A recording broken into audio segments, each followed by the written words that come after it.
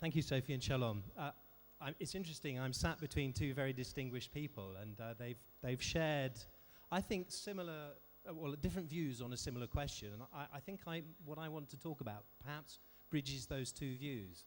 And I'm going to do that and answer the question about the relevance for a digital world to a sensory approach that I believe in as a future for marketing. And I thought I'd do that by just sharing two quick stories.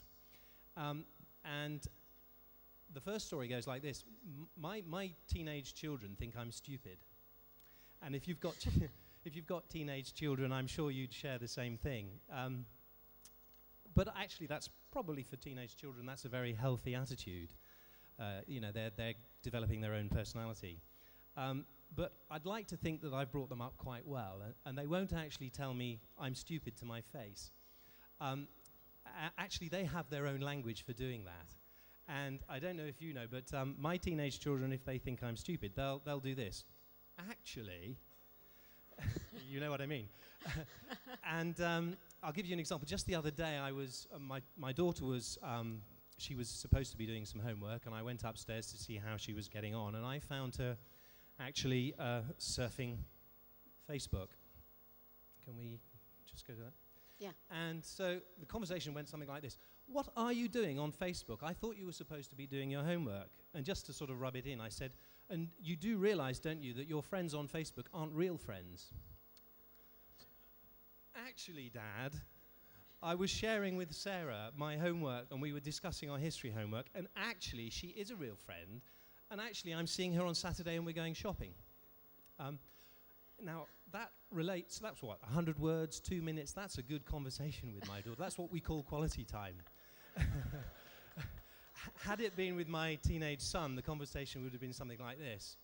What are you doing on Facebook? You should be doing your homework. Actually, quality time with my teenage son.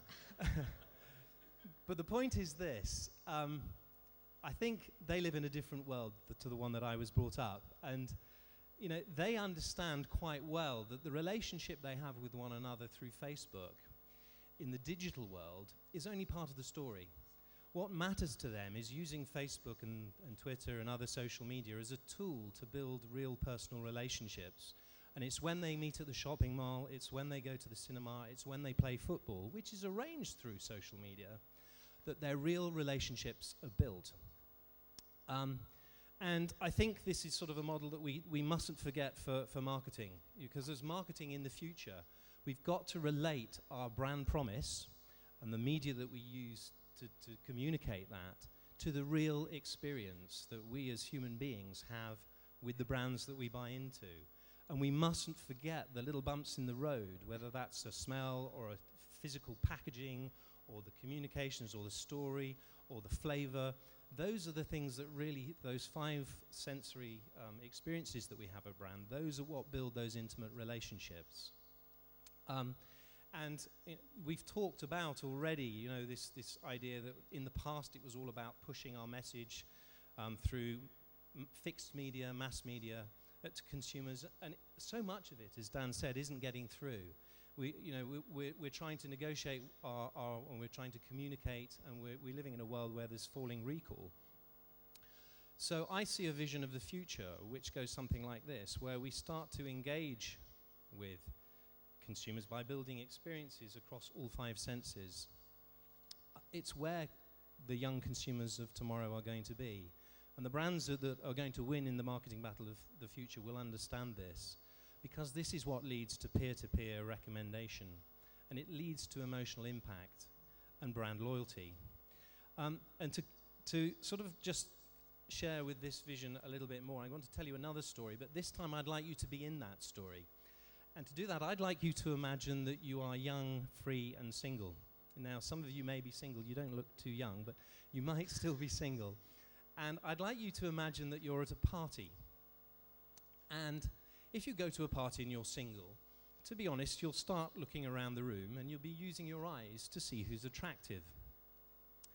And if you see someone who's attractive, you then might pick up the courage to start to, maybe you've had a glass of wine, to go over and talk to them.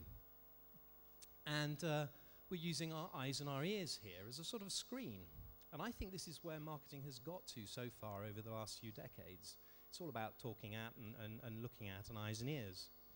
But I think the brands of the future will go deeper than that. And in that party, once we've started to talk, we maybe hold their hand, lead them onto the dance floor, we put our arm around them when we're using touch now, and our relationship is becoming more intimate and more physical.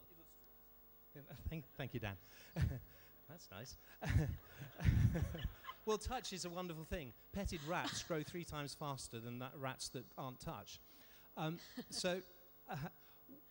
As the evening goes on, we're getting up close and personal now. We might start to smell their wonderful fragrance.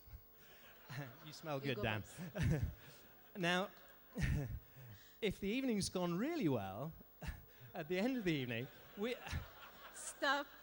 With this a kiss. Is censored. With a kiss, okay? Okay. We'll actually get to this intimate relationship, that personal relationship that I was talking about, which is beyond Facebook. It's about those human interactions. And we will get to taste them with a kiss. Now, I hope you can see the parallel here between marketing and the challenge for marketing in the future. If we just stop on words and pictures, we won't get to the kiss. And ultimately, my view of marketing, the marketing that will win in the future, are those brands that understand how to get to the kiss quicker.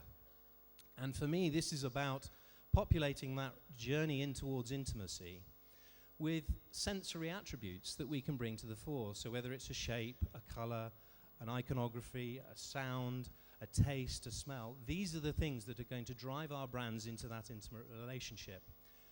And ultimately, of course, that brings me back to my teenage children, because in their world, all that matters to them is getting to the kiss quicker, actually. Thank you.